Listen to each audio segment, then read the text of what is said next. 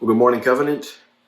Today I want to simply read you an excerpt from a book that I've been reading about G.K. Chesterton. It's this book. It's called Common Sense 101, Lessons from G.K. Chesterton by Dale Ahlquist. And I've been getting into Chesterton a lot, just finding his voice very unique, finding his words prophetic for any time period, for any context.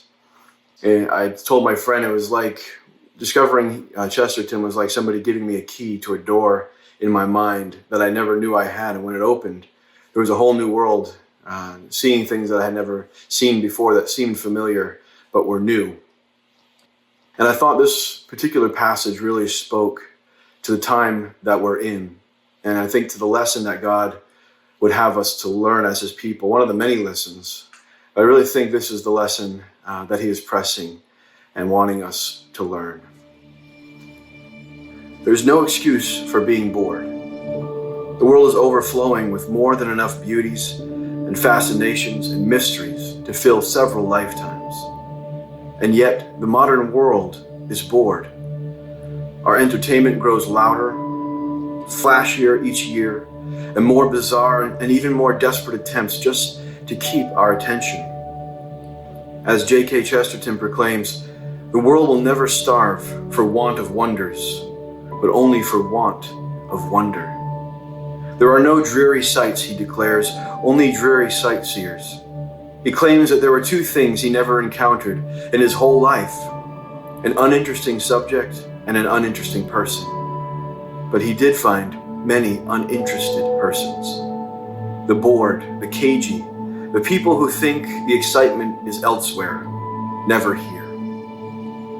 These were the people he was trying to convince of a very important lesson in life, that the richest discoveries are the things close by, the things overlooked. Quote, the whole object of real art, of real romance, and above all, of real religion, is to prevent people from losing the humility and gratitude which is thankful for daylight and daily bread, to prevent them from regarding daily life as dull or domestic, life as narrow, to teach them to feel in the sunlight the song of Apollo, and in the bread the epic of the plow.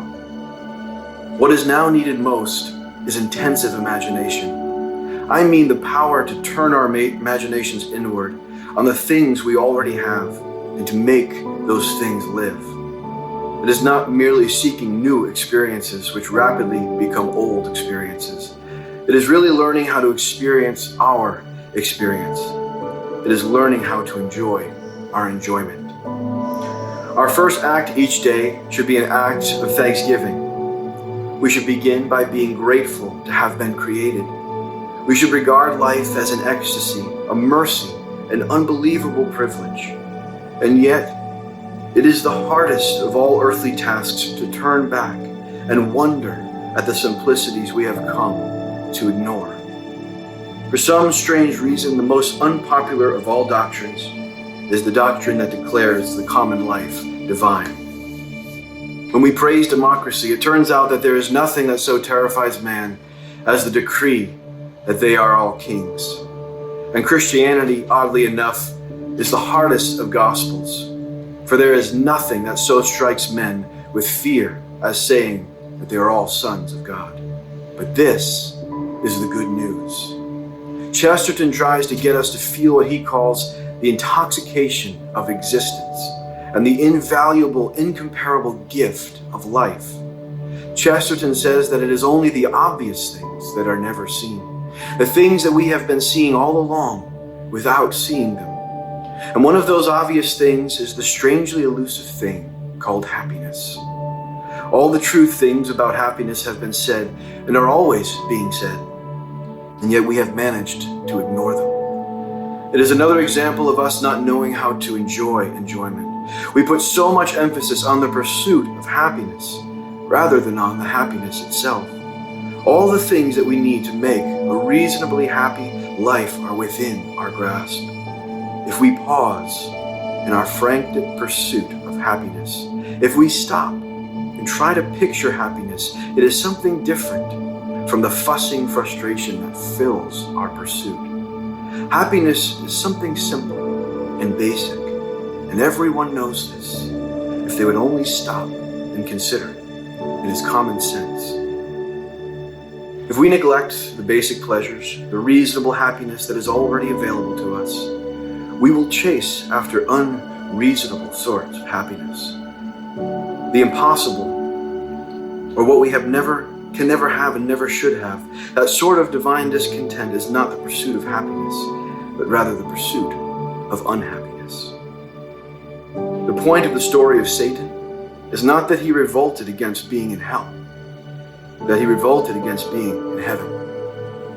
The point about Adam is not that he was discontented with the conditions of the earth, that he was discontented with the conditions of earthly paradise.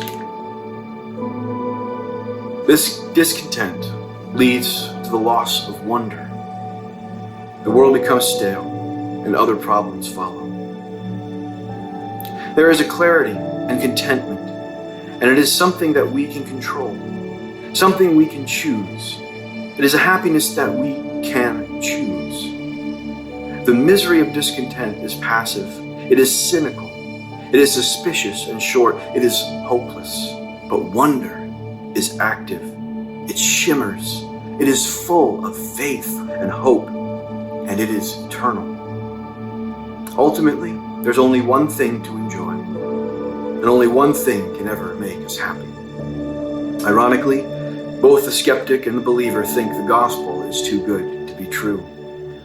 The skeptic scorns it, and the believer falls on his knees. He sees that even goodness is too good to be true, along with the truth that is too good to be true. Religion is about wonder.